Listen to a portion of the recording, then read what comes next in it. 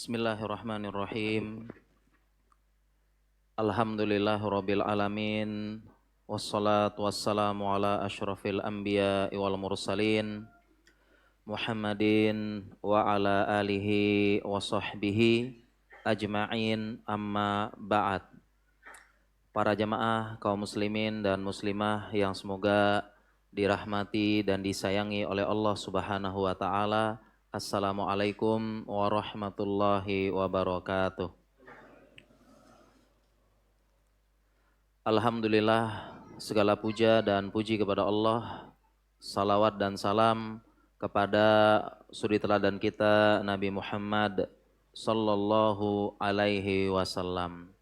Baik para jamaah sekalian, insyaallah di kesempatan yang penuh berkah, di masjid yang penuh berkah ya, kita insyaallah sampai sore kita akan daurah membahas tuntas kisah Nabi Musa, atwalul qasas fil Quran, kisah yang paling panjang dalam Al-Quran, dan nanti kita jelaskan kenapa yang paling panjang. Ada beberapa penjelasan para ulama dan sangat banyak sekali faedah-faedah, kemudian istimbat, kesimpulan, pelajaran dari kisah Nabi Musa ini. Dan sebenarnya kisah Nabi Musa ini ya kita daurahkan 2 hari. Sekarang daurahnya 1 hari ya. Ini daurahnya 2 hari karena kisah yang sangat panjang, kisah yang cukup detail, dan tesis saya ini tentang kisah Nabi Musa salah satunya. Jadi kisahnya kita buat detail. Mungkin selama ini jamaah mendengar kisah Nabi Musa, kisah sekilas. Ya, sekilas ya, tentang dengan Fir'aun, tentang tukang sihir dihanyutkan di sungai. Mungkin ini kisah-kisah sekilas. Ya, nah insya Allah sekarang kita akan bacakan atau kita akan bawakan kisah yang detail, yang banyak istimbat-istimbat di situ, bahkan sebagian kaum muslimin pun banyak yang belum tahu. Ini harusnya 2 hari, tapi 1 hari, tapi kita ngalir saja nanti ya. Mana yang bisa kita sampaikan kisah Nabi Musa. Ya. Dan seperti biasa kita di Indonesia Bertauhid ya, kita sering mengadakan daurah. Jadi alhamdulillah sudah puluhan daurah gitu. Dulu sebelum Covid biasanya daurahnya 2 hari, kuat semuanya. Sekarang datang, besok datang. Setelah Covid, zaman Zoom, zamannya kuliah online dan sebagainya, 2 hari mulai nggak kuat kayaknya. Jadi 1 hari. Ya, jadi mulai pada daurahnya 1 hari. Tapi tidak apa-apa, ini insya Allah kita akan bahas dengan cukup detail, dan puluhan daurah sudah kita lewati dengan berbagai macam tema. Ya alhamdulillah, ini salah satu tema yang mungkin cukup banyak kaum muslimin yang belum tahu beberapa kisah-kisah dengan rinciannya. Ya, dan kalau daurah seperti biasa saya harus pakai kitabnya saya terjemahkan dan supaya menjadi pegangan. Ya, dan saya lihat udah dicetak sebagian, alhamdulillah ya, Nji. Jadi ada kitab, ya, kemudian ada panduan terjemah, dan daurah kisah Nabi Musa ini saya ambil dari Qasasul Anbiya, dari kitabnya Ibnu Katsir, Qasasul Anbiya, yaitu Qissatu Musa. Kita ambil dari kisahnya Nabi Musa, karya dari Ibnu Katsir. Ya, dan saya sudah dari bukunya beliau saya agak urutkan lagi sesuai dengan urutan-urutan yang panjang. Ya, urutan-urutan yang panjang kisah Nabi Musa. Contoh misalnya di mukodimah di buku tersebut ya, di mukodimah saya sampaikan ya, mungkin banyak kaum muslimin yang belum tahu. Ya, banyak kaum muslimin belum tahu misalnya ya. Dulu Bani Israel ya, itu di Palestina. Nabi Ibrahim tinggal di Palestina. Setelah hijrah, kemudian disitulah Nabi Yakub tinggal dengan anak-anaknya, dan Nabi Yakub ini nama dia punya nama lain, Israel. Isra artinya hamba, Ila artinya Allah. Jadi Israel secara bahasa artinya Abdullah. Nama lainnya Nabi Yakub, Israel. Sehingga anak-anak beliau yang berjumlah 12 tersebut disebut Bani Israel. Tinggalnya di Palestina. Dia tinggal di Palestina. Kemudian kenapa tiba-tiba Bani Israel bisa berada di Mesir?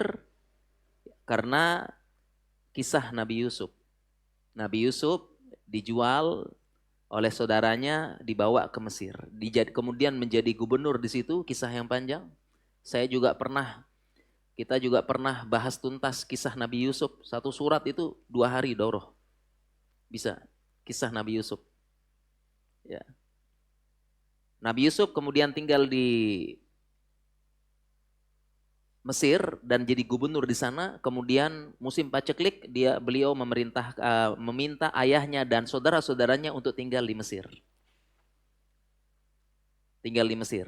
Jadi itulah sejarah kenapa Bani Israel bisa tinggal di Mesir. Ya, dibawa. Kemudian di bawah pemerintahan Nabi Yusuf, Mesir jaya. Ya, jadi dia jaya. Ya, di bawah pemerintahan Nabi Yusuf, Mesir jaya. Kemudian setelah itu Nabi Yusuf memerintah dengan baik. Setelahnya kemudian turun generasi-generasi yang kurang baik. Ya, akhirnya mereka diperbudak oleh Firaun. Ini baru ringkas ya, intinya seperti itu. Nanti kita bahas ya. Kemudian kenapa Nabi Harun selamat dari penyembelihan? Nabi Musa tidak. Ya, itu juga ada penjelasannya nanti. Nabi Harun kok selamat, Nabi Musa enggak? Ada penjelasannya. Ya. Kemudian Nabi Musa sempat lari ke Madian dan bertemu dengan orang yang sebagian ulama mengatakan Syuaib. Apakah Nabi Syuaib? Kemudian Nabi Musa mengajak berbicara dengan Allah. Diajak bicara. Kemudian juga menurut tafsir Ibnu Katsir dan tafsir ulama yang lainnya, laut itu terbelah menjadi 12 jalan. Kalau selama ini di film-filmnya itu ya, ceritanya di film-film cuma satu. Tapi banyak ulama bahkan Ibnu Katsir dan yang lain-lain, Nabi Musa potong tongkat, itu ada 12 belahan. Kenapa 12? Ada jawabannya nanti. Ya, kemudian Fir'aun pun sebelum tenggelam sempat mengucapkan 2 kalimat syahadat. Nabi Fir'aun sebelum tenggelam sempat mengucapkan 2 kalimat syahadat. Ya, dan sempat disumpel sama malaikat Jibril. Ya, kemudian ketika semuanya tenggelam, pasukan Fir'aun tenggelam, Allah menyelamatkan jasad Fir'aun. Jadi pasukannya tenggelam, tapi jasad Fir'aun diombang-ambing, akhirnya terdampar di pantai. Khusus jasadnya Fir'aun. Dan dilihat oleh penduduk Mesir saat itu. Ya, apakah yang sekarang itu Fir'aun apa enggak? Nanti kita bahas. Ya. Mumi yang sekarang itu Fir'aun apa enggak ya? Nanti kita bahas. Ya. Kemudian demikian juga perjalanan panjang setelah nyebrang lautan, ini ada kisah yang panjang lagi. Nabi Musa membawa Bani Israel menuju tanah yang dijanjikan. Ke Palestina, pulang ke kampung halaman. Sepanjang perjalanan banyak kisah-kisah lagi yang harus kita ceritakan. Kisah kisah minta dibuatkan berhala, kisah menyembah sapi, kisah gunung diantarkan, kisah keluar air, kisah turun mana wasalwa, makanan dari langit. Ya, kisah mereka pengen melihat Allah, pendeta Bani Israel dibawa 70. Kemudian kisah-kisah yang sangat banyak selama perjalanan setelah nyebrang tersebut menuju tanah yang dijanjikan ke Palestina. Kemudian sampai Palestina ketemulah sudah di sana, diajak berperang nggak mau, akhirnya balik, kemudian muter-muter lagi. Ya, akhirnya mereka muter-muter di kota Baitul Maqdis, ya mereka muter-muter nggak mau nyerang, nggak mau masuk selama 40 tahun. Dan akhirnya Nabi Musa pun wafat di situ juga. Dan banyak yang lainnya, bagaimana Nabi Musa bersabar dengan kejamnya Firaun, liciknya Haman, tamaknya Korun. Ya, jadi Nabi Musa ini depan belakang kena. Ya, dia ujiannya bersama Firaun, ya. Kemudian menghadapi kejamnya Firaun, liciknya Haman, penasehatnya Firaun, tamaknya Korun. Ya, Korun ya orang kaya itu di zamannya Nabi Musa. Ada yang mengatakan dia Bani Israel. Bani Israel tapi orangnya kaya. Ya. Dan kemudian di sisi lain Nabi Musa juga harus menghadapi ngeyelnya Bani Israel. Ya, jadi setelah menghadapi Firaun, dia pun menghadapi kaumnya yang ngeyel. Kaumnya yang ngeyel, Bani Israel ini ngeyel. Ya. Jadi Nabi Musa sabar sekali. Ya, dia ditusuk depan belakang. Di depan dengan Firaun, Haman dan sebagainya, di belakang ditusuk sama ngeyelnya kaumnya, Bani Israel. Ya, bahkan Nabi Musa dituduh yang bukan-bukan. Ya, Nabi Musa dituduh ya punya penyakit kelamin. Nabi Musa dituduh macam-macam oleh kaumnya sendiri. Demikian juga masih banyak kisah Nabi Musa. Kita belum bicara kisah Nabi Musa dengan Nabi Khidir. Kisah Nabi Musa dengan Bal'am bin Ba'ura. Orang soleh yang dia mustajab doanya. Kemudian dia bahkan mendoakan keburukan kepada Nabi Musa. Dan akhirnya binasa. Namanya Bal'am bin Ba'ura. Kisahnya bersama Nabi Musa. Dan itulah terjadi wabah pertama di muka bumi. Dan kisah dengan Korun sangat banyak. Dan sangat banyak kisah-kisah Nabi Musa. Ya Masya Allah banyak sekali. Dan sekarang kita akan bahas cukup detail, mudahan cukup satu hari ini. Kisah Nabi Musa. Baik, kita masuk ke buku panduan. Zikru Qissati Musa al-Kalim alaihi salatu wa taslim. Ya, kita kembali ke kitab. Kalau saya baca teks Arabnya, kalau jamaah silakan lihat terjemahnya saja ya, insyaallah ya. Terjemahnya lihat. Ya. Teks Arab itu di paling belakang ya, kalau mau baca teks Arab yang paling belakang. Kalau yang paling depan, jadi kalau buka kiri teks Indonesia, buka kanan teks Arab. Mudah-mudahan setelah ini jamaah banyak yang buka dari kanan. Ya, ashabul yamin, ma ashabul yamin. Ya. Jadi buka dari kanan semua ya. Kalau kita dari teks Arab ya, tapi nggak apa-apa, sengaja kita terjemahkan supaya yang bisa mengikuti juga. Oke, zikru kisati Musa al-Kalim ya. Penyebutan kisah Musa al-Kalim. Disebut al-Kalim karena Allah benar-benar mengajak Nabi Musa berbicara. Wa kallamallahu Musa taklima, al-Kalim. Tanpa perantara. Ya, alaihi salatu wa taslim. Wa huwa Musa bin Imran. Musa bapaknya namanya Imran bin Qahath bin Azar bin Lawi bin Yakub bin Ishak bin Ibrahim alaihissalam. Dia ada Musa, dia ada 1, 2, 3, 4, ya, 5, ya, 6 dengan Nabi Ibrahim, 6 generasi dengan Nabi Ibrahim, dan dia terpaut 1, 2, ya, 5 generasi dengan Nabi Yakub, Nabi Musa, ya, Nabi Musa, ya. Dan bapaknya namanya Imran. Ya, nama bapaknya Imran. Ya, dan yang disebut dengan surat Ali Imran itu, Ali Imran ada ya, surat Ali Imran ya. Itu bukan bapaknya Nabi Musa. Ya, bukan. Karena Bani Israel memiliki kebiasaan menamakan anak-anaknya dengan orang-orang soleh sebelumnya. Yang disebutkan dalam kitab-kitab mereka. Sehingga ada yang berpendapat, ya, kakak perempuannya Nabi Musa namanya Maryam. Kakak perempuan, nanti kita sebutkan, Nabi Musa tuh punya kakak perempuan Maryam. Kemudian punya kakak lagi laki-laki Harun. Ya. Ibunya namanya Yukabit. Ya, jadi ini bukan Ali Imran, bukan. Itu beda lagi. Keluarga yang soleh. Nah, sedangkan saudaranya Maryam, ibunya Nabi Musa namanya Harun, makanya disebut dia Ukhta Harun. Jadi itu kebiasaan orang-orang Bani Israel, mereka memberikan nama dengan nama orang-orang yang sebelumnya. Makanya coba lihat jarak Nabi Isa dengan Nabi Musa jauh, ribuan. Tapi masih mereka kasih nama terus. Ya. Kita lanjut, wa qala ta'ala wadhkur fil kitabi Musa innahu kana mukhlasa wa kana rasulan nabiyya. Disebutlah kisah Nabi Musa, dia ikhlas dan dia adalah rasul dan nabi. Itnadainahu min janibi turil aimani wa qarrabnahu najiyya. Ya, tatkala Nabi Musa ya kami panggil, kami ajak bicara di Tur, di Bukit Tur. Ya, di Bukit Tur ya, dan dia berbunajat.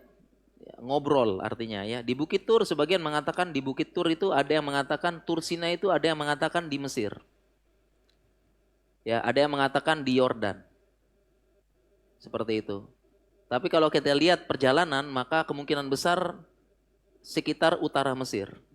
Jadi karena Nabi Musa dari Madian itu jalan ke Mesir itu melewati utara Mesir.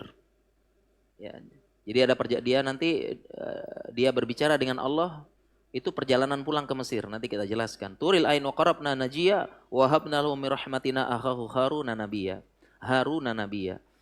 Dan kami berikan anugerah dengan rahmat kami saudaranya Harun sebagai nabi, dan salah satu mukjizat Nabi Musa, dia minta kepada Allah supaya saudaranya jadi nabi, Allah angkat jadi nabi.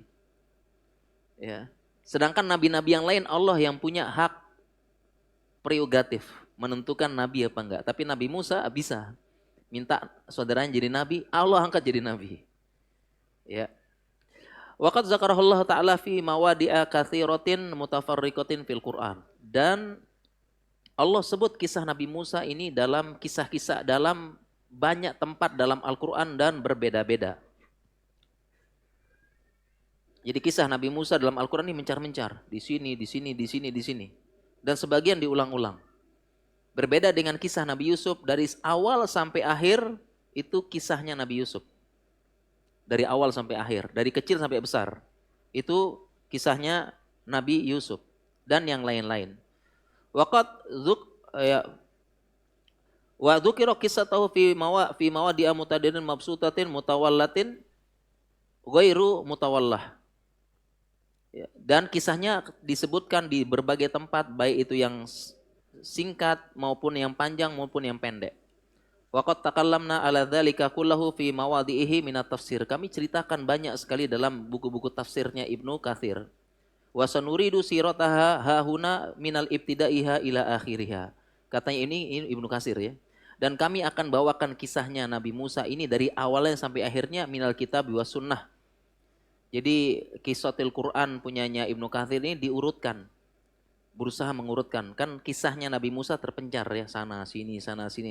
Nah, Ibnu Katsir ini berusaha mengurutkan. Ya. Wa ma urada minal atharil mangkulati minal israiliyat. Demikian juga dengan asar-asar yang dimangkulkan secara kisah Israiliyat. Jadi Ibnu Katsir punya metode itu menukil juga kisah-kisah Israiliyat. Apa itu kisah Israiliyat? Kisah Israiliyat adalah kisah yang turun-temurun diceritakan oleh Bani Israel. Dan akidah Ahlussunnah terkait dengan kisah Israiliyat, akidah kita adalah la nusaddikuha wa la nukadzibuha. Ini akidah Ahlussunnah terkait dengan kisah Israiliyat. Kita tidak membenarkan, kita juga tidak mendustakan. Sekedar wawasan. Ya, karena bisa jadi kisah itu benar, bisa jadi juga enggak benar. Bisa jadi kisah itu benar turun-temurun, bisa jadi juga udah ditambah-tambah, dikurang-kurangi dan sebagainya. Ya. Oleh karena itu ini sebagian ahli tafsir, ahli sirah kadang-kadang membawa kisah Israiliyat. Jadi tidak terlalang secara total. Dan nanti kita sebutkan, ini hadis, ini Al-Quran, ini kisah Israiliyat. Allati dzaqarahas salaf, disebutkan oleh ulama salaf. Ini pun ulama salaf yang bawa. Ya, wa ghairuhum, dan yang lain-lain insyaallah. Wa bihi thiqatu wa alaihi tuqlan. Ya, dan disitulah insyaallah dan kepada Allah lah kita bersandar. Ini kisah siapa? Nabi Musa. Ya, Nabi Musa. Dan terkadang memang kita butuh ya belajar kisah kadang-kadang. Jamaah, ya kita butuh belajar kisah-kisah. Ya, jadi yang kita ini di zaman sekarang kita krisis kisah. Sehingga anak-anak kita itu jauh dari contoh-contoh yang baik, tidak kenal Abu Bakar, tidak kenal Umar. Kenapa? Karena orang tuanya juga nggak tahu. Ya, gimana mau ceritain ke anak? Orang tuanya. Makanya kita kembalikan metode zaman dahulu kala.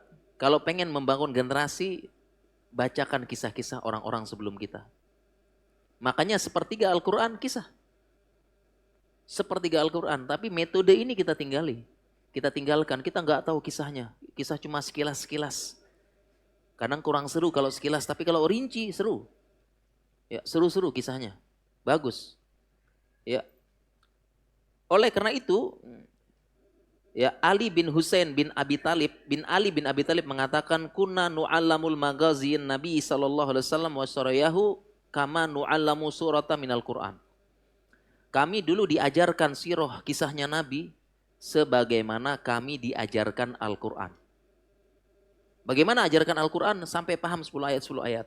Demikian juga kisah-kisah orang-orang dulu, kami dulu diajarkan dengan seperti itu. Ya, diajarkan dengan rinci. Nah sekarang kita enggak.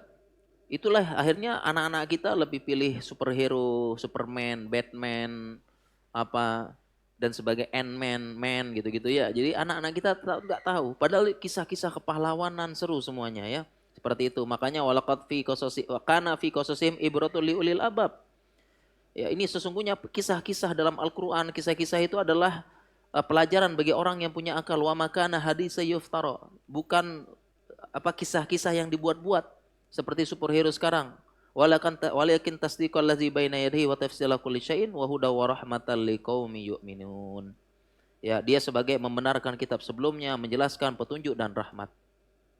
Ya, dan juga dengan belajar kisah kita akan kokoh. Kita akan sebelumnya sedih, sebelumnya tiba-tiba kita jadi kokoh semangat lagi. Ya, makanya sebagaimana Allah berfirman, wa kullan naqussu 'alaika min amba'ir rusul. Semua kisah-kisah Rasul kami kisahkan kepadamu, manuthabbitu bihi fuadak, supaya hati kalian kokoh dan teguh. Manuthabbitu bihi fuadak. Ya, kadang-kadang bahkan sebagian ulama mengatakan kalau lagi sedih, lagi susah, baca kisah Nabi Yusuf. Dengan ujian-ujian yang sangat berat Nabi Yusuf dari kecil sampai besar. Beliau ujian berat, ujian menyakitkan, tapi beliau memaafkan. Memaafkan. Sebagian ulama begitu. Hanya saja kita kan nggak tahu kisahnya, cuma sekilas, cuma ini, tidak tahu dengan rincian. Seperti itu. Ya. Itu kisah Nabi Musa. Nabi Musa disebut dengan kalimullah. Karena benar-benar diajak bicara. Nabi Yusuf gelarnya As-Siddiq. Siddiq, jujur keimanannya. Ibrahim Khalilullah, Ismail Zabihullah. Yang diajak, yang disembelih. Nabi Isa Ruhullah. Ya, karena dia ruh yang ditiupkan oleh Allah Subhanahu wa taala. Kemudian sekarang ini kita masuk penjelasan ya. Tadi kita baca matan. Kemudian Nabi Musa, kenapa Nabi Musa kisahnya terpanjang dalam Al-Qur'an? Kenapa enggak Nabi Muhammad gitu ya? Kenapa bukan Nabi Muhammad? Kenapa Nabi Musa? Ada beberapa penjelasan. Pertama, karena memang Nabi Musa salah satu Rasul Ulul Azmi. Fasbir kama sabara ulul azmi minar rusul. Allah berfirman, bersabarlah sebagaimana sabarnya Nabi Ulul Azmi. Tentunya banyak kisah, 5 kisah Nabi Ulul Azmi ini panjang kalau kita jelaskan. Dan banyak faedah, ujian-ujian berat. Membuat kita kuat. Kemudian kenapa kisah Nabi Musa yang paling panjang dalam Al-Quran? Karena saat itu, di zaman Nabi SAW, ada Yahudi. Ya. Ada Yahudi. Yahudi ini punya kitab, Taurat. Jadi di zaman Nabi, Yahudi sama kafir Quraisy. Nah, Yahudi ini kan punya Taurat. Dan Yahudi itu dikit-dikit selalu ngomong Nabi Musa. Dikit-dikit Nabi Musa. Puasa Asyura kami, gitu ya. Nabi Musa, Muharram. Ya, orang Yahudi mengatakan Nabi Musa itu diselamatkan dari Fir'aun membelah lautan tanggal 10 Muharram. Berarti itu orang Yahudi ngomong. Jadi Yahudi ini sangat sering bawa-bawa Nabi Musa di zaman Nabi Musa seperti itu. Ya. Dan akhirnya untuk membatah Yahudi di zaman Nabi, dan sebagian orang Quraisy pun dia terpengaruh dengan Yahudi. Ya, karena mereka Yahudi kalau ngomong dia cerita. Orang Quraisy pun wah, mereka tahu ya. Akhirnya Allah menurunkan kisah Nabi Musa lebih banyak, lebih lengkap dan lebih detail kepada Nabi Muhammad SAW. Sekaligus mengkoreksi beberapa klaim-klaim orang Yahudi tersebut. Itu sebabnya. Ya. Itu sebabnya. Ya. Kemudian kenapa bukan Nabi Isa? Ya, karena Yahudi saat itu tidak beriman dengan Nabi Isa. Yahudi tidak beriman dengan Nabi Isa. Bahkan mengolok-olok Nabi Isa Yahudi. Ya, dengan anak zina. Ya, karena Maryam itu zina sama ini, nggak mungkin dia lahir tiba-tiba. Enggak, jadi Nabi Musa, Yahudi tidak menerima kenabian Nabi Isa, diolok-olok. Ya, makanya Yahudi pun sering melecehkan Kristen, diludahi kalau lihat videonya ya. Karena memang kalian kok anak zina disembah. Jadi mereka enggak terima. Makanya Allah pilih Musa. Ya. Bahkan akidahnya Yahudi kan seperti itu. Ya. Nabi Musa pun akidahnya Yahudi, Nabi Isa dibunuh. Akidahnya Yahudi. Wa ma qatalahu wa ma salabu walakin subbiha lahum. Mereka tidak membunuh, tidak mensalib, tapi yang diserupakan. Seperti itu. Ya. Jadi ini sebab kenapa kok kisah Nabi Musa paling banyak dalam Al-Quran. Dan menunjukkan bahwasanya Nabi Muhammad SAW itu Nabi ummi. Dia bisa jadi Nabi Muhammad SAW tidak baca, tidak bisa tulis, tapi bisa mendatangkan kisah Nabi Musa yang lebih lengkap, lebih detail, lebih tafsil dibandingkan yang dibawa oleh orang-orang Yahudi dan rahib-rahibnya orang Yahudi. Ya, ini sebab kenapa kisah Nabi Musa paling panjang dalam Al-Quran. Bukan kisah Nabi Isa, bukan juga kisah Nabi Ibrahim, karena memang dikit-dikit Yahudi bawa Musa. Karena kitab mereka Taurat. Ya, di zaman Nabi Yahudi sama kafir Quraisy. Apalagi di Madinah, Bani Quraizoh, Bani Kunaiko, Bani Nadhir, ini suku Yahudi. Seperti itu. Ya. Dan juga untuk membantah Yahudi sering nyerang. Karena Yahudi di Madinah hasad dengan Nabi. Jadi kenapa ada Yahudi di Madinah? Kenapa di kota-kota lain tidak ada? Di Tabuk tidak ada, kemudian di suku-suku lain di Arab tidak ada. Karena Yahudi, Bani Nazir, Bani Quraizo, Bani Kunaiko, mereka itu meneliti Taurat mereka bahwasanya kota tempat turunnya Nabi akhir zaman itu di Madinah. Itu tertulis rinci dalam kitab mereka. Di Madinah pohon kurma diapit antara dua harroh, ada batu hitam, dua harroh. Kemudian penduduknya disunat. Jadi mereka udah neliti. Tiga ini suku Yahudi ini Nabi akhir zaman sebentar lagi dan dia turunnya di Madinah, ini kota Madinah. Mereka meneliti. Sehingga mereka sengaja tinggal di situ, harapannya Nabi akhir zaman itu diangkat dari salah satu keturunan mereka. Itulah mereka. Kenapa mereka tinggal di Madinah?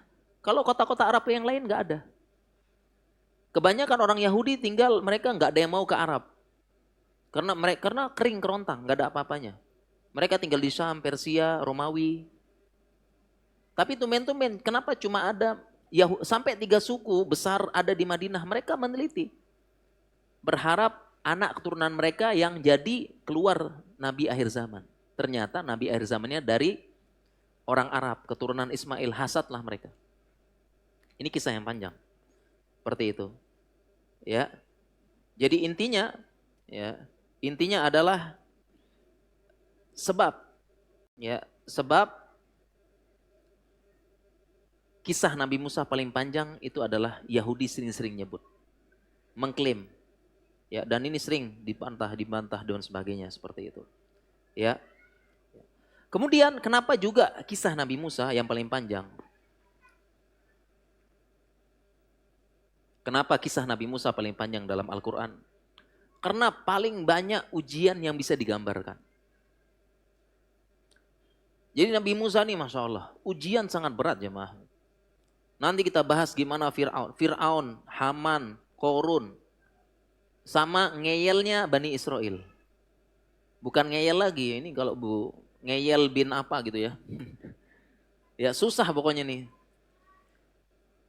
Jadi kalau kita bilang Nabi Musa nih lengkap ujiannya. Maka jadi contoh. Pertama, ya lawannya beliau antagonis bahasanya nih ya.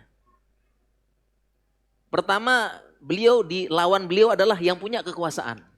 Siapa? Fir'aun. Dan Fir'aun ini sombong. Dan Fir'aun ini pintar, cerdas, jago pidato, jago mempengaruhi orang. Ya nanti kita jelaskan detailnya percakapan Nabi Musa dengan Fir'aun dalam Al-Quran. Gimana kehebatan Fir'aun, pidato, mempengaruhi orang, ngomong, ngeyel, ngeles. Nanti kita lihat, kita bacakan. Jadi dia pintar ngomong, bicara. Orator urung, Fir'aun. Jadi Musa melawan pemegang kekuasaan. Dan sombong. Ya, sombongnya luar biasa. Fir'aun mengatakan, Ana Rabbukumul A'la. Aku Tuhan kalian yang paling tinggi. Sombong tapi sombongnya kekuasaannya hanya lokal. Jadi Fir'aun ini sombong. Karena Fir'aun itu kekuasaannya hanya Mesir. Bisa-bisanya dia bilang, Ana Rabbukumul A'la. Karena ketika Nabi Musa lari ke Madian, Madian itu utaranya Saudi sekarang. Utara Saudi perbatasan dengan Mesir. Ketika sampai Madian bukan kekuasaannya Fir'aun. Makanya di situ Nabi Musa aman. Ini sombong, kekuasaannya cuma lokal. Padahal ada yang lebih hebat dari Fir'aun, yaitu dalam hadis disebutkan Nabi bersabda ada 4 raja yang pernah hampir menguasai seluruh dunia. Ada 4 raja yang kekuasaannya hampir seluruh dunia, 2 muslim, 2 kafir. Hadis ini. Yang muslim adalah Sulaiman dan Zulkarnain. Sulaiman bahkan sampai menaklukkan hewan dan jin. Zulkarnain kekuasaannya Maghrib wal Masyrik. Udah ke Masyrik, habis itu ke Maghrib. 2 muslim, 2 yang kafir adalah Namrud dan Bukhtanasor. Ini hadis Nabi SAW. Fir'aun gak disebut, lokal. Tapi sombongnya luar biasa, mengatakan Ana Rabbukumul A'la. Dan Fir'aun ngeyel luar biasa. Ngeyel, Musa menunjukkan 8-10 mukjizat di depannya Fir'aun. Fir'aun tidak beriman. Dengan mukjizat yang luar biasa. Mukjizat yang luar biasa. Ya, ada 8-10 dikumpulkan ulama. Ya. Di hadapan Fir'aun. Dan ini mukjizat luar biasa. Ya. Tapi tetap Fir'aun tidak. Kemudian Musa juga ujiannya berat. Kenapa?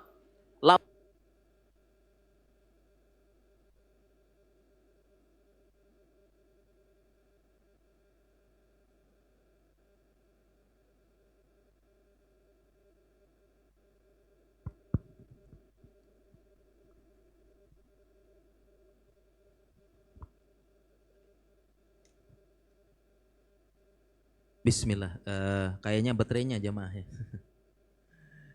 Habis.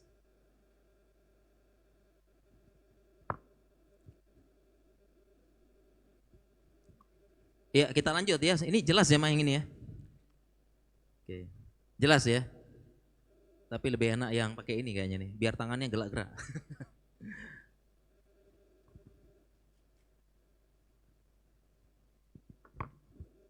Ya, bismillah. Nah, ini mantap. Kemudian lanjut lagi, kenapa kisah Fir'aun paling panjang, kisah Musa, antagonisnya yang kedua berat, yaitu siapa? Tadi penguasa, sekarang pejabat yang pinter, yaitu Haman. Haman ini adalah wazir, menteri penasehatnya Fir'aun.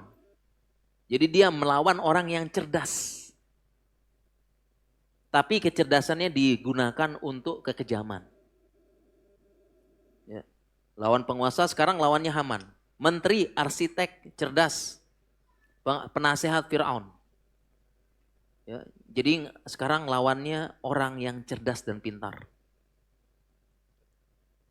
Kemudian selanjutnya lagi antagonisnya Fir'aun, antagonisnya Musa, siapa? Korun. Orang kaya yang sombong. Orang kaya dan sombong. Jadi sudah ya lawannya punya kekuasaan, orang pinter, saintis gitu-gitulah. Buktinya Haman ini disuruh Fir'aun bangun bangunan tinggi. Dia kan teknik sipil berarti ya. Saintis. Kemudian lawan orang kaya Korun. Lawannya lagi. Ya. Dan yang lebih menyakitkan lagi, sebagian ulama tafsir mengatakan Korun ini kerabat dekatnya Musa. Jadi dia Bani Israel yang pinter dagang kaya akhirnya. Ya. Dan kenapa dia bisa kaya? Karena dia dekat dengan Fir'aun. Ya. Zaman dulu sama kayak sekarang. Kalau nggak dekat penguasa, bisnis nggak lancar, bener ya? Kok gitu juga, Korun juga begitu. Dia karena menjilat sama Fir'aun, combine lawan Musa. Jadi lihat Nabi Musa, Masya Allah ya, lawannya kayak begitu, semuanya ngelawan dia. Orang pinter, saintisnya, penguasanya, orang kayanya Korun. Korun nih kaya luar biasa. Ya sampai-sampai ya tukang kunci yang bawa, dia kan ada khazanah, tempat penyimpanan harta Korun ya. Itu kuncinya dibawa oleh beberapa orang. Kuncinya ini dibawa oleh beberapa orang yang kuat-kuat. Jadi dia bawa di sini, bawa di sini, bawa di sini, kuncinya berapa orang untuk buka kunci hartanya tersebut. Dan dia sombong sambil mengatakan ketika Nabi Musa, ini kan kerabatnya, masih kerabatan, dinasehatin malah dia bilang sama Nabi Musa, qala innama utitu ala ilmin indi. Sesungguhnya harta ini diberikan karena aku punya ilmu. Sebagian ulama tafsir mengatakan ilmunya Korun itu dia menguasai ilmu kimia dan ilmu perdagangan. Ya, dia bisa membuat beberapa hal-hal yang jadi bisa dijual. Ya. Kisah Nabi Musa, Masya Allah. Ini aja udah berat ini lawan yang memusuhi dakwah beliau. Udah berat. Coba kita dakwah di Seragen, Masya Allah. Dimusuhi penguasa, enggak ya, Insya Allah enggak. Saintisnya juga musuhin kita. Ya, orang-orangnya juga, orang paling kaya juga musuhin dakwah kita, gimana? Bisa kicep kita. Tapi Nabi Musa menghadapi itu semua. Tidak hanya itu, Nabi Musa pun ditusuk dari belakang oleh Bani Israel sendiri. Dan ini lebih berat lagi. Ditusuk oleh kaumnya sendiri. Ibaratnya kita begini ya, kita ngaji, kalau dikritik dari luar nggak apa-apa. Tapi kalau yang ngomel-ngomel Ikhwan sendiri berat rasanya. Udah buatin daurah, buatin apa, gini-gini ya. Kalau yang ditolak-tolak biasa, udah bisa. Tapi tiba-tiba Ikhwan sendiri, jamaah sendiri, ini kok panitianya kayak begini, lebih nusuk kayaknya ya. Kayak gitu ya. Yang kritik adalah dari internal itu lebih ini ya. Nah, Nabi Musa ini begini. Aduh, dan Nabi Musa sabar luar biasa. Kalau saya jadi Nabi Musa, saya tinggalin Bani Israel nih. Biarkan dia. Tapi Masya Allah sabar sekali Nabi Musa. Ya. Dari pertama dia diutus jadi nabi, banyak yang meragukan Bani Israel. Seperti itu, banyak mengkritik dakwah Nabi Musa, kenapa enggak begini? Ya, kaumnya dibantu, diselamatkan, merepotin Nabi Musa, ngeyel, susah dikasih tahu, bahkan curiga sama Nabi Musa, memfitnah Nabi Musa. Ya, Nabi Musa ketika dia pergi menemui Rob di Bukit Tursina, ya, menyebar di Bani Israel, Nabi Musa kabur. Ya. Kemudian juga mencela Nabi Musa. Ya. Kemudian gak ada angin, gak ada hujan, gosip Nabi Musa punya penyakit di kemaluan. Bisa-bisanya ya menuduh Nabi Musa punya penyakit di kemaluan itu kan sudah menuduh hal yang terlalu sensitif. Sampai-sampai Bani Israel ini menuduh yang hal-hal sensitif. Nabi Musa punya penyakit di kemaluan. Kan Ustadz dituduh gitu kan ini kehormatan jatuh langsung ya. Tapi begitu Bani Israel ini gak ada angin, gak ada hujan, kok dari mana gibahnya itu? Menduduh Nabi Musa punya penyakit kemaluan. Akhirnya Allah jadi buat strategi. Strategi, jadi ini kisah ringkas ya. Nanti kita jelaskan strategi. Jadi pernah Nabi Musa mandi bareng ya di sungai atau ada yang bilang sungai, ada yang bilang danau. Saat itu boleh mandi bareng, nggak pakai baju. Ya cuma pakai apa? Pakai ini saja. Kemudian tiba-tiba Allah buat bajunya Nabi Musa lari. Akhirnya dikejar sama Nabi Musa baju tersebut, kemudian dilihatlah Bani Israel, ternyata nggak punya penyakit. Nah, itu cara Allah menyelamatkan dan sebagainya. Demikian juga kisah yang lain ya. Nabi Musa sepanjang perjalanan, Nabi Musa membawa Bani Israel setelah menyeberang tersebut, perjalanan menuju tanah yang dijanjikan, kampung halaman itu Nabi Musa diolok-olok, dicaci maki, digibahin, diapakan dan sebagainya. Ya. Jadi bahkan sebagian masih ada yang nggak beriman dengan Nabi Musa sepanjang perjalanan tersebut. Ya. Dan sebagainya, ini Masya Allah, ini kalau berat sekali ujian Nabi Musa. Kemudian Bani Israel dikasih mujizat-mujizat berulang-ulang, masih nggak beriman. Barusan dibelah lautan, masih nggak beriman. Ya kemudian mereka bilang haus, Nabi Musa pukul batu, keluar 12 cabang air, masih nggak beriman. Ya, masih nggak beriman. Ya, masih ngolok-ngolok, masih meragukan. Ya kemudian Bani Israel, saya pengen lihat Allah, kalau nggak lihat nggak percaya. Diajak ke sana, diajak lihat dan sebagainya. Kemudian mereka tidak sempat lihat karena mati duluan. Kemudian dihidupkan lagi oleh Allah. Kemudian habis itu masih nggak beriman lagi. Ya dikasih keringanan, dikasih syariat, minta keringanan. Akhirnya tiba-tiba gunung 2 sudah siap di atas mereka. Ya akhirnya bilang, ya udah, ya kita terima. Kita tidak minta keringanan. Akhirnya gunungnya pergi lagi. Ya banyak sekali di perjalanan, kami lapar, kami haus, Nabi Musa turunkan dengan izin Allah manna wa salwa, apa itu nanti kita bahas. Makanan dari langit turun, mereka makan tiap hari pakai itu. Setelah makan tiba-tiba kami bosan Nabi Musa, gini-gini aja makanannya, tolong keluarkan dari muka bumi bawang, basol apa, biar ada ini bumbunya dan sebagainya. Dikeluarkan, ya masih belum beriman lagi. Ngeyel Masya Allah, ini banyak ini. Berbagai macam keajaiban selama perjalanan itu, Bani Israel masih belum beriman. Ngeyel luar biasa. Nggak beriman, fitnah Nabi Musa lagi. Ya ngolok-ngolok. Ya ini ujian berat Nabi Musa ini. Ya. Kalau kita jadi Nabi Musa, ya Allah ini sekarang wes. Ya parah memang Bani Israel. Ya. Dan masih banyak nanti kita ceritakan lagi ya, ngeyelnya Bani Israel nih. Ya, minta enggak beriman, ngolok-ngolok, ya enggak bersyukur. Ya, dan yang terakhir ya, ini kan ringkasan ya. Dan yang terakhir ketika sudah sampai di tanah yang dijanjikan, yaitu di Palestina, Nabi Musa bilang sama Bani Israel, kita masuk ke dalam, kita perang. Ya, kalau kita perang bismillah kita menang karena Allah menjanjikan kemenangan. Ya. Kita rebut kembali tanah nenek moyang kita. Karena di dalamnya ada Jabarin katanya. Yaitu, jadi nanti kita ceritakan itu, jadi ada suku dari luar menjajah orang di Palestina saat itu. Kata Nabi Musa, ayo kita perang. Kita serang, Allah janjikan kemenangan, bismillah. Setelah perjalanan panjang tersebut, berbagai mujizat fitnah Nabi Musa, puncaknya sudah sampai ya di Palestina. Diajak perang, kemudian apa jawaban Bani Israel? Izhab anta wa rabbuka faqatila inna hahuna qa'idun. Apa jawaban Bani Israel? Wahai Musa, pergilah kamu dengan Robmu perang. Kami di sini duduk-duduk. Wah, ini puncak kurang ajarnya orang Bani Israel ya. Puncak kurang ajar banget dah. Sudah banyak sekali ya, udah diselamatkan dari Firaun. Itu pun mereka masih ngolong-ngolong lagi, ya Allah. Kok kita susah di sini sama Nabi Musa nih? Mending kita balik ke Mesir aja. Sampai gitu ngomongnya Bani Israel nih. Ini kan pengen dihabok sama di Smackdown. Ya. Tapi bersama itu Nabi Musa sabar. Karena memang dia diutus buat Bani Israel. Puncaknya. Sampai sana di tanah, dan sepanjang perjalanan mereka berulang-ulang, mana Musa di tanah yang dijanjikan, mana tanah yang dijanjikan, mana tanah yang dijanjikan. Berulang-ulang.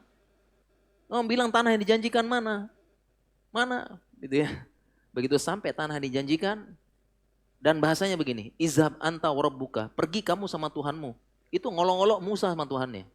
Kemudian mereka mengatakan, izhab anta wa rabbuka, Tuhanmu Musa, karena kami nggak beriman dengan kamu.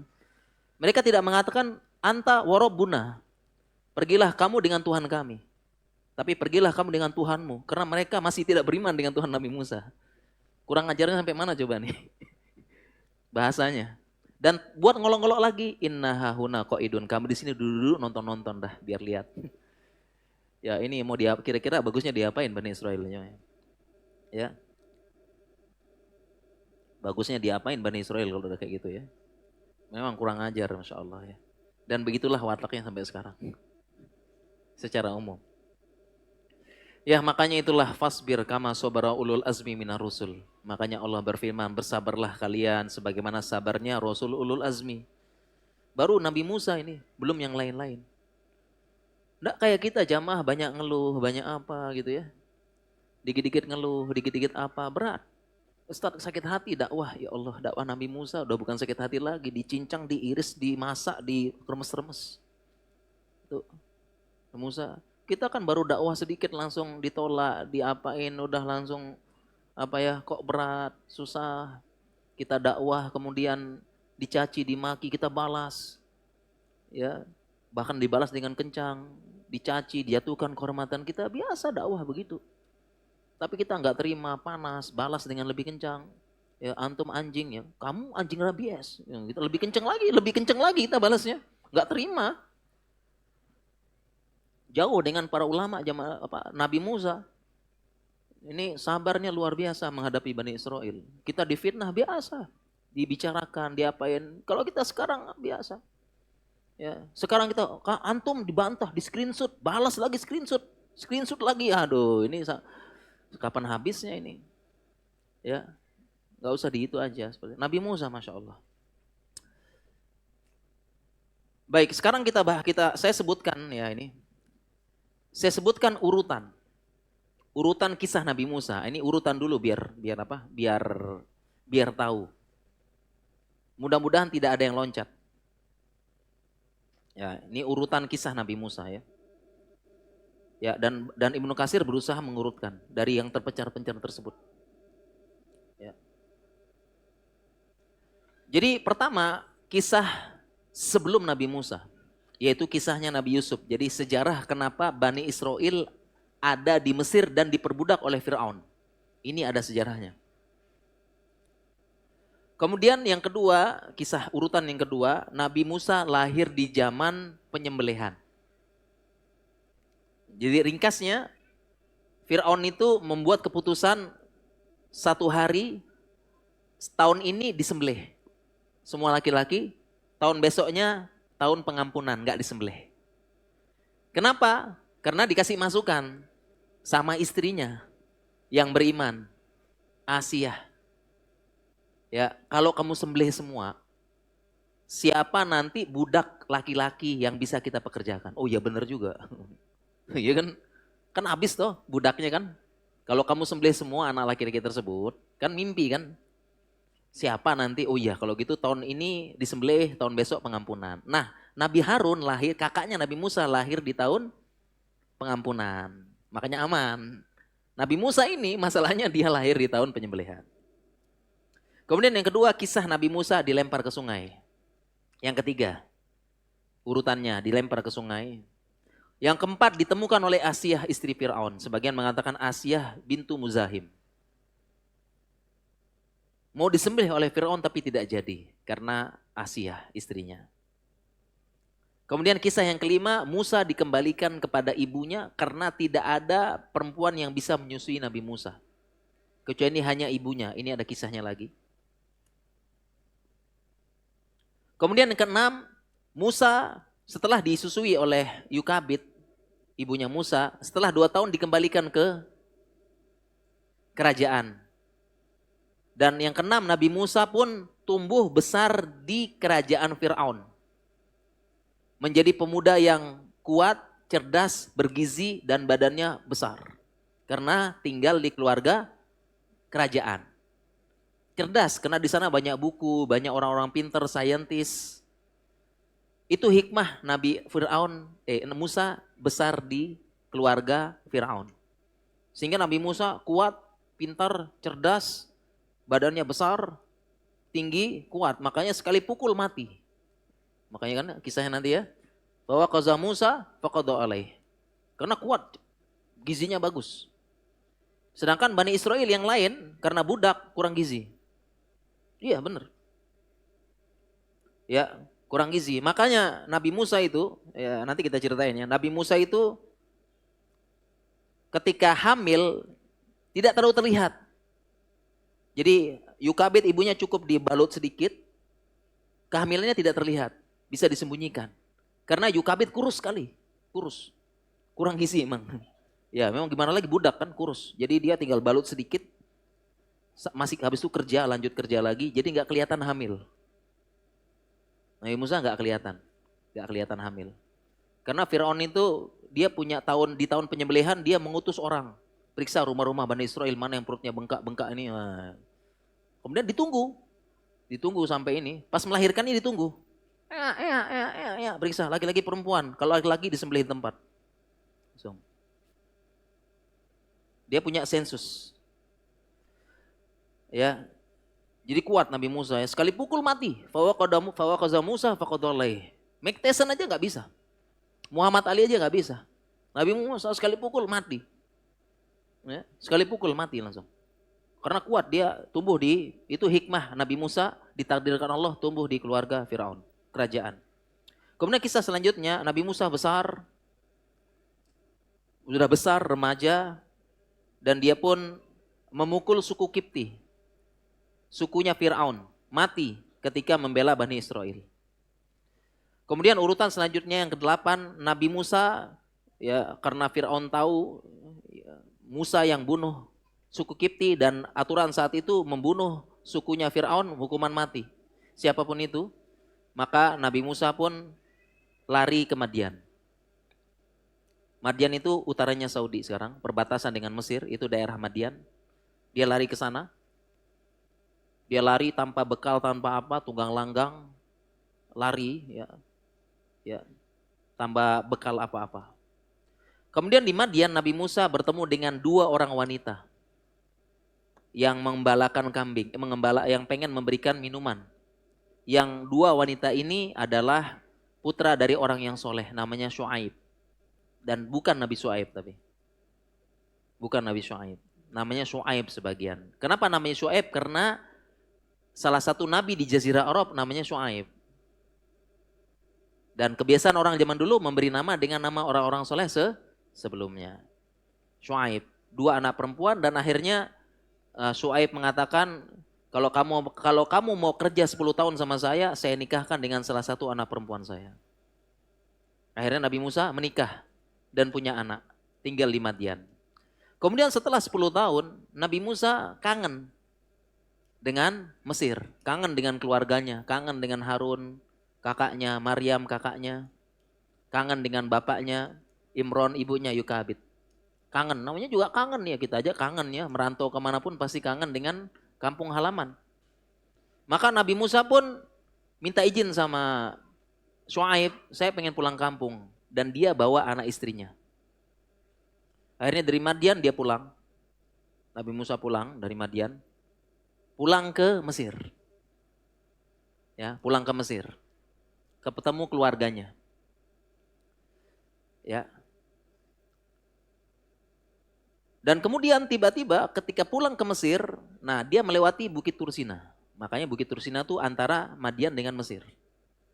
Dia lewat Bukit Tursina, ya, tiba-tiba dia dapat wahyu di situ. Dia lihat api, kemudian dia bilang sama keluarganya, coba sebentar, anas tunarod la ali dan seterusnya. Saya lihat nanti kita bacakan dalilnya ya. Ada api di situ di bukit, coba saya ke sana. Akhirnya dia ke sana. Begitu di sana ternyata dapat wahyu dari Allah Subhanahu wa taala. Di Bukit Tursina.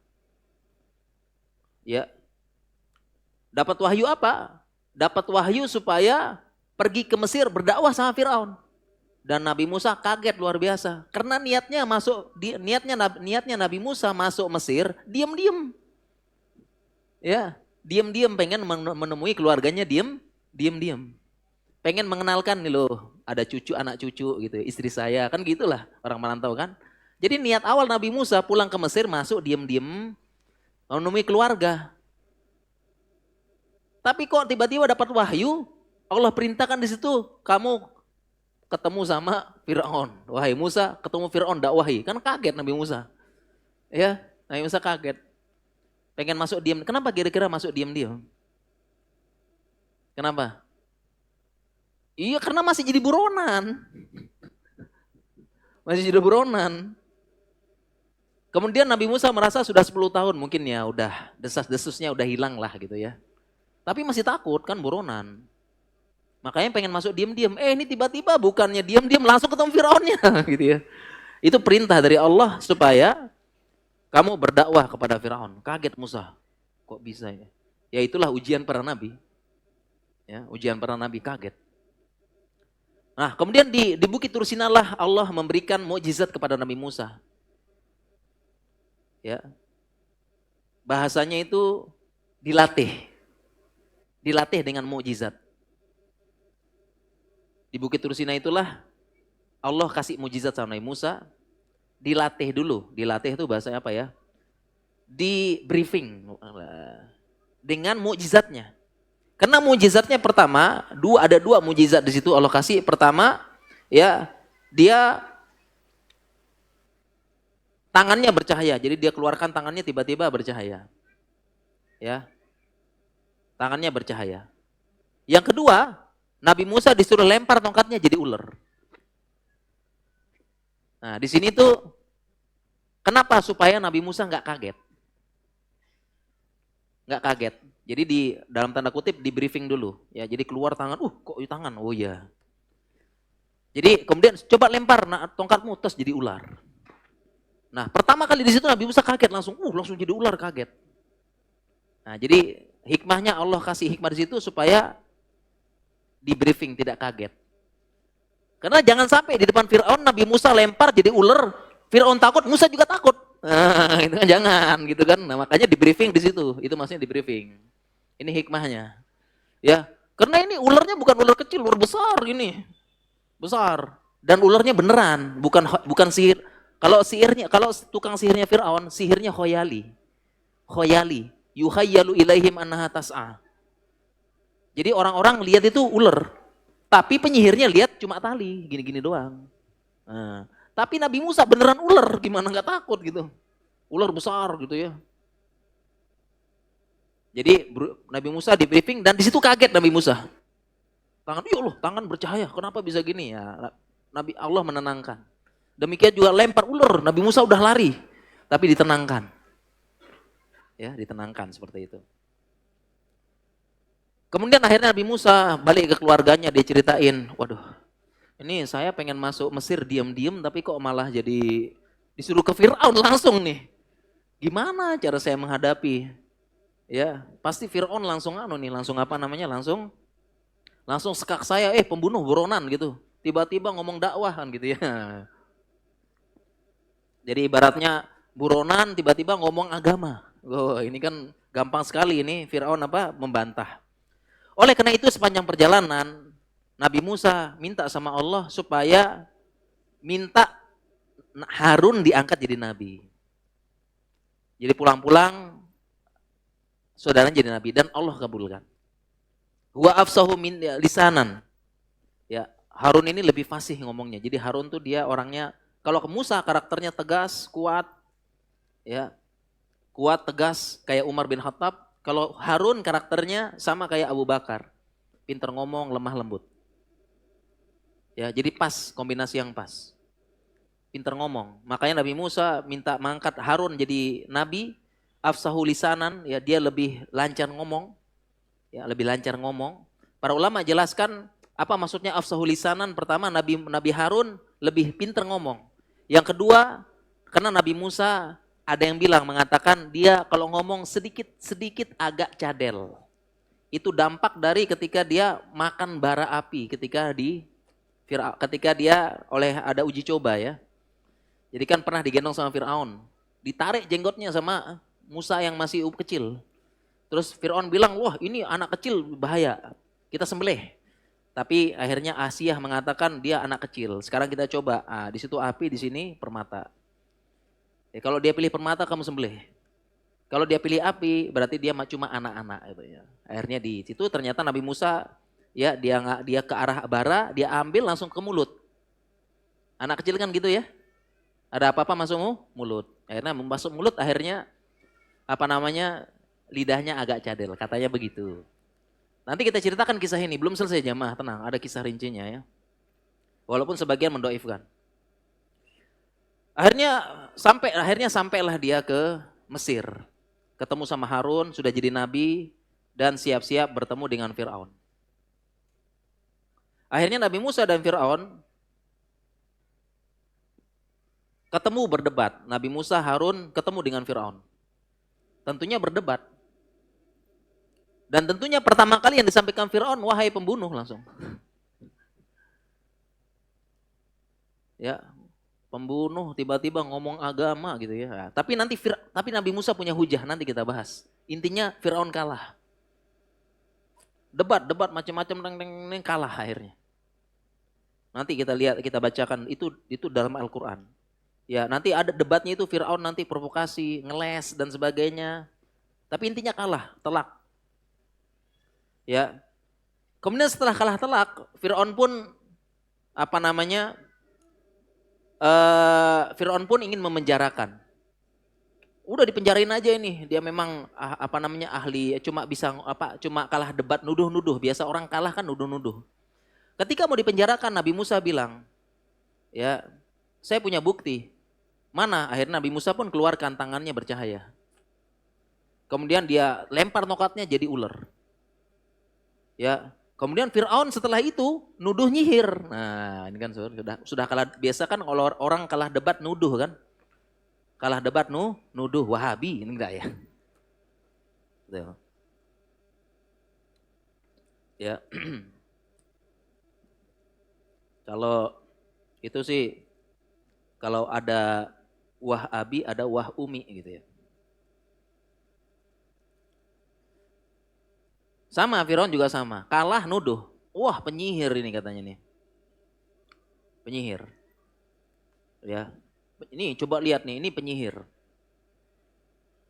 Akhirnya Firaun pun nantang. Ya, biasa nantang-nantang gitu kan ya. Ya kalau gitu kita adu sihir. Besok di waktu duha. Ringkasnya Firaun kalah. Tukang sihirnya masuk Islam. Saat itu juga. Karena jelas Nabi Musa bukan sihir khoyali, beneran. Ya. Kemudian tukang sihirnya pun disiksa sama Firaun, disalib dan dipotong bersilangan. Ya. Disalib kemudian dipotong. Jadi potong bersilangan itu tangan dipotong, sani yang kalau tangan kanan dipotong, kaki kiri dipotong. Kayak gitu. Ya. Paginya kafir, sorenya beriman sesuai dengan hadis yusbihur rajulu mu'minan wa yumsi kafiron dan sebaliknya. Kemudian setelah kalah, Firaun jelas kalah telak. Firaun jelas kalah telak dalam pertandingan tersebut. Karena penyihirnya masuk Islam. Dan Firaun pun kembali membuat tuduhan. Nah begitulah, kalah nuduh gitu. Wahai rakyatku, sebenarnya tukang-tukang sihir ini, dia kuncunya Nabi Musa. Dia buat strategi gimana supaya dia mempermalukan saya. Seperti itu. Enggak terima. Dan akhirnya Fir'aun pun masih belum beriman. Dan sejak kejadian itu Fir'aun makin menyiksa Bani Israel. Fir'aun makin menyiksa Bani Israel. Sejak kejadian itu. Ya, bukannya beriman makin menyiksa. Ya. Dan disinilah Bani Israel mulai nyalahkan Nabi Musa. Kamu si Nabi Musa, makanya jangan gitu, jangan gini. Nah repot emang nih. Ya. Kita disiksa gara-gara kamu. Berat. Kemudian Nabi Musa pun berdoa ya. Fir'aun seperti itu, kaumnya seperti ini. Maka Allah turunkan berturut-turut. Ya, berturut-turut mukjizat luar biasa. Kepada Fir'aun.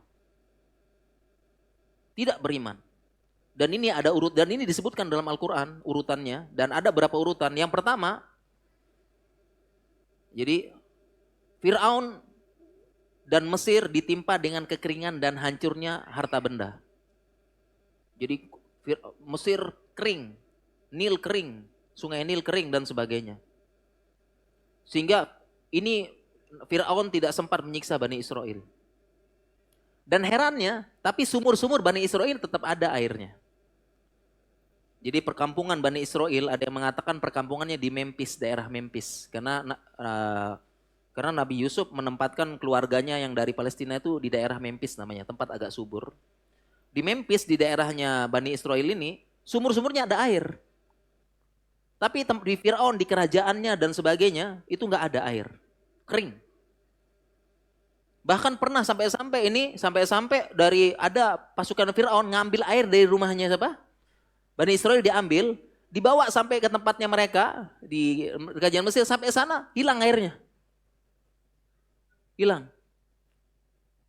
Itu berkat doa Nabi Musa. Dan ini kejadiannya lama. Tapi Fir'aun kembali ngeles ya. Itu penyihir Nabi Musa itu. Ya. Dia ngeles lagi.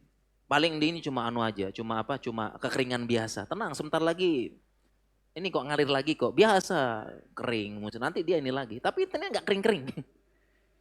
Ya, enggak kering-kering. Akhirnya apa? Akhirnya ada seorang penasehat Bani Israel bilang kepada Fir'aun, kalau begini terus kita binasa. Enggak ada salahnya kalau kita minta Nabi Musa supaya berdoa sama Robnya.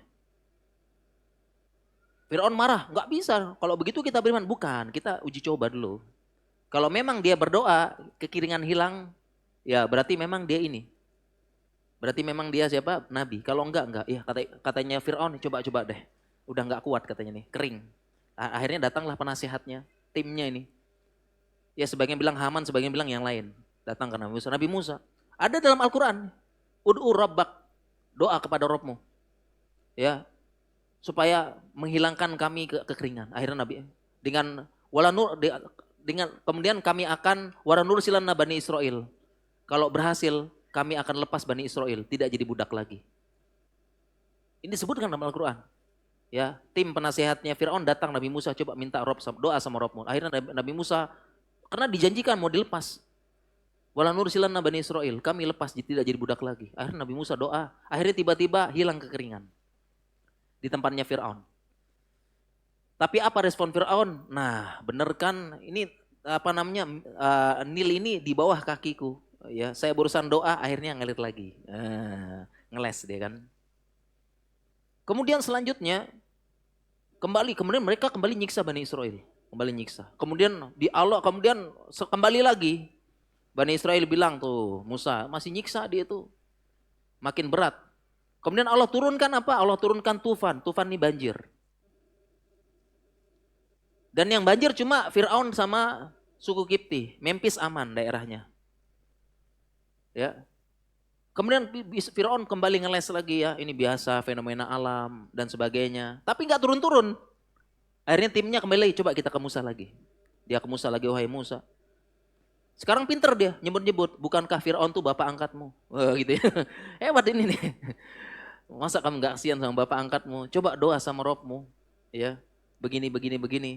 Wa nursilanna Bani Israel, kami akan lepas Bani Israel. Nabi Musa doa, Allah turunkan hilang banjir. Ya. Kemudian pas sudah hilang, kembali Fir'aun bilang lagi. Nah, kenapa kan saya bilang cuma fenomena alam gitu. Kemudian kembali nyiksa Bani Israel, Allah turunkan lagi. Dengan selanjutnya tufan wal jarot. Ini disebutkan dalam Al-Quran.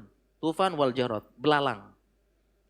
Tiba-tiba kerajaan Fir'aun dan suku Kipti diserang sama hama belalang.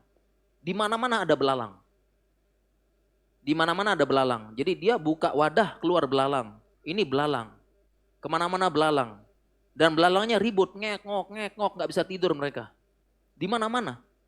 Di kerajaan, di mana mereka buka apa keluar belalang, ini belalang. Sedangkan di Bani Israel aman. Ya, kembali lagi Fir'aun mengatakan fenomena alam, biasalah belalang lagi migrasi dan sebagainya. Tapi Memphis aman dan sebagainya. Kembali lagi ke Musa, tolong doa sama Nabi Musa berdoa. Hilang, kembali Firaun bilang, alhamdulillah hilang dan sebagainya. Setelah itu nyiksa Bani Israel lagi, Allah turunkan lagi. Ya, Allah turunkan lagi berupa kutu busuk, gatal. Semua Bani Israel gatal. Turunkan. Mohon maaf, semua Firaun dan pasukan-pasukannya itu semua suku Kipti gatal. Tapi Bani Israel enggak. Padahal mereka itu berjumpa, ketemu ya. Ketemu ketika di tempat kerja Rodi. Mereka ketemu tapi enggak nular. Ya, gatal mereka, kalau mereka garuk sampai berdarah. Ya, saking gatalnya. Mereka kena kutu semuanya. Allah turunkan wabah. Oh iya, coffee break jamaah nih. Kita sampai mana nih? Oh, kita sampai ini aja ya, sampai apa? Sampai kayaknya selesaiin dulu ya nih ya, selesaiin ini dulu ya. Sampai habis ya, selesaiin ini dulu ya. Apa kepada Firaun nih biar selesai ya. Kemudian gatal-gatal semuanya, semua gatal-gatal dan itu apa saking gatalnya mereka kalau garuk darah. Kayak kita kan saking enaknya garuk tuh sambil apa? Sampai apa luka kan, aduh enak banget garuk nih set, gitu ya. Mereka sampai gatal-gatal bopeng. Ya, sama Firaun pun masih bilang fenomena alam biasa, ini ada wabah, ada apa. Dan kembali timnya ini kadang-kadang nggak ngomong sama Firaun, langsung aja ke Nabi Musa. Kembali dia bilang, tolong doa sama Robmu, masa gak kasihan sama kita? Ya bapakmu tuh apa Firaun tuh bapak angkatmu. Ya, bukankah kamu besar di kerajaan kita? Diinget-ingetin ya. Akhirnya Nabi Musa sama. Ya berharap Firaun dapat hidayah. Dan berharap Bani Israel ini jadi dilepas, tidak jadi budak lagi. Ya, akhirnya hilang. Kemudian kembali ke Firaun sama. Aduh kan fenomena alam. Biasa ntar hilang lagi gitu. Setelah itu Allah kirimkan wad dofadi. Banyak banget ini emang nih Firaun ini, tapi belum beriman. Allah kirimkan apa? Allah kirimkan dofadi itu kodok dan katak. Sama lagi, ya buka-buka muncul kodok. Buka-buka muncul kodok, di mana-mana kodok. Sampai-sampai dibilang mereka tuh takut ngomong, takut kodoknya loncat ke mulut. Itu disebutkan dalam ilmu kasir. Di mana-mana kodok, jijik, lendir. Ya, ribut lagi ngok-ngok. Jadi lebih parah daripada Jarot tadi. Ya, ngekok gitu ya. Sama. Ya. Dan akhirnya Firaun juga sama, fenomena alam. Nih kodok-kodok lagi migrasi, lagi apa, lagi gini. Sabar sebentar gini, tapi timnya ini udahlah langsung ke Nabi Musa, coba doa sama Robmu gini. Nabi Musa doa hilang kodok-kodoknya langsung. Bani Israel nggak ada. Kalau dari Bani Israel nggak ada kodok. Sama. Ya. Kemudian habis itu apalagi nyiksa lagi Bani Israel. Allah kirimkan lagi. Dalam ayat disebutkan darah. Udah berapa banyak tuh mukjizat kepada Firaun. Kemudian Allah jadikan darah. Dan ini yang paling dahsyat. Ya, paling dahsyat ya. Ya, ini terakhir disebutkan terakhir darah. Yaitu apa? Yaitu setiap mereka buka air, darah. Kolamnya, wadah minumannya, wadah airnya, bak mandinya semua jadi darah. Dibuka darah. Kali ini Firaun tidak bisa bilang fenomena alam. Karena ini yang terakhir. Kali ini Firaun tidak bisa bilang apa? Fenomena alam. Darah. Buka darah. Dan ngeri darah jamaah. Ngeri enggak darah? Ngeri darah nih. Bau. Tersiksa semuanya. Mereka. Bahkan minuman pun juga dituangkan darah langsung. Semua jadi darah. Bahkan sampai ada yang ngambil dari airnya Bani Israel, dibawa kan, lihat, oh air, bawa, sampai darah langsung jadi darah. Ya, Firaun tidak bisa bilang fenomena alam. Ya, kemudian setelah tidak bisa bilang fenomena alam, mereka sabar, akhirnya mau binasa kembali lagi datang ke Nabi Musa, tolong doa sama Robmu gini ya. Akhirnya Nabi Musa pun berdoa dan akhirnya hilang. Dan Firaun masih belum beriman, masih menuduh ini sihirnya Nabi Musa semuanya. Ya, dan kembali menyiksa Bani Israel dengan keras. Coba lihat. Udah berapa kali kerasnya hati Firaun melihat sekian banyak mukjizat yang diberikan Nabi Musa ya atas izin Allah. Baik, mungkin kita coffee break dulu ya. Insya Allah kita lanjutkan lagi. Gimana jamaah 2 hari kita ya? Ya, itu tadi baru anunya, baru disebutin aja urutannya tadi. Ya kita urutan belum nanti kisah-kisah belum dalil-dalil nggak apa-apa. Nanti kita lanjutkan. Baik sekarang kita lanjutkan dengan break apa coffee break dulu biar nggak ngantuk. Ya mungkin kita tutup. Subhanakallahumma bihamdika asyhadu an la ilaha illa anta astaghfiruka wa atubu ilaik. Assalamualaikum warahmatullahi wabarakatuh.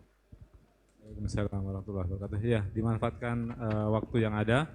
Kurang lebih 15 menit kita coffee break. Ada es teh juga ya, ada es teh dan lain-lain. Silakan dimanfaatkan.